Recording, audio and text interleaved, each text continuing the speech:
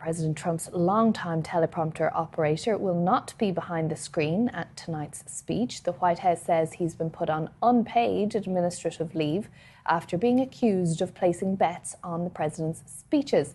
Federal regulators are reportedly in settlement talks with Gabriel Perez on potential insider trading on prediction market platform Kalshi. The trades reportedly spanned more than a dozen high-profile addresses over a 3-month period, allegedly making him more than $100,000. They include the State of the Union address and remarks the president made at the World Economic Forum in Davos. White House Press Secretary Karoline Leavitt said President Trump called the actions a disgrace and that he had put Perez on leave himself. Perez started working for Donald Trump during the 2016 election campaign. Well, let's talk about all of this. I'm joined live now by Ben Horney, a reporter at Front Office Sports. He covers deals in capital markets, private equity and ownership. Ben, thanks for joining us here on BBC News. Now, an investigation is underway into the specifics of this individual, but just explain to us, in theory, how this sort of real-time betting on speeches or on mentions might work. Yeah, thank you so much for having me, Katrina. It's a pleasure to be here. So prediction markets have really exploded over the last year and a half or so.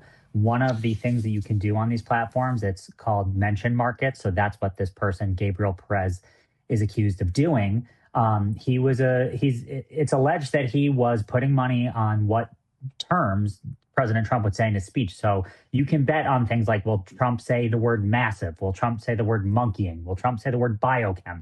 There's all kinds of potential bets. And obviously you can see the issue when there's someone who has inside information and can trade on it. Of course, anyone can bet on those terms and those mentions, as you say, but is what's accused or alleged as having happened here, I mean, a sort of modern day insider trading? So insider trading is one of 2 or 3 of the primary kind of concerns on prediction markets. The others are sports. That's what I'm most focused on at Front Office Sports. But this issue of insider trading is significant. Kalshi has been trying to put in place protections against this. And I spoke to Kalshi after this story broke today, and a representative for them kind of gave me a little bit lay of the land of what happened here. Basically, Kalshi says that they flagged these trades in March to the CFTC, the Commodity Futures Trading Commission, federal regulator that oversees prediction markets. They discovered it. Kalshi discovered it, did their own investigation. They froze that person, Gabriel Perez's account. Like you said earlier, he made over $100,000 trading on these mentioned markets. Kalshi froze his account, went with about $90,000 in it. So they were able to stop him from withdrawing most of the money. And at this point, I can confirm, I spoke to a source who confirmed that the CFTC is investigating and is in talks about a potential settlement with the person. Obviously, it will remain to be seen what happens there, but I am told that Gabriel Perez has been cooperating with that probe. And Ben, you mentioned sport there. Of course, a big volume of this is sport. We're all World Cup obsessed at the moment. Talk to us about how this goes on in sport. Billions of dollars are being traded on sport, and it's very similar.